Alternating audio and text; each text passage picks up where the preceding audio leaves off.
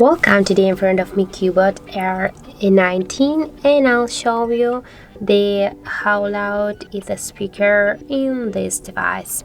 So I'll make it with the help of the decibel meter, and now I'll just enable the decibel meter, and I'll set the maximum loud mode. That means, as can you see here on display, when we just get here enabled this mode, that means that when the decibel meter just will register the more loudest volume, you will see here the changes on our display of our decibel meter. So let's get started.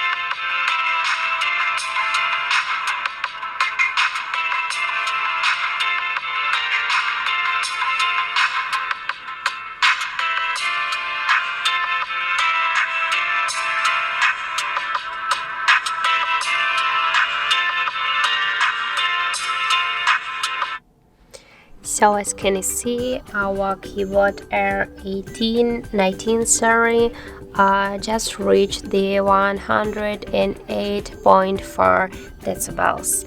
So that's how it looks. And if you found this video helpful, remember to leave a like, comment and subscribe our channel.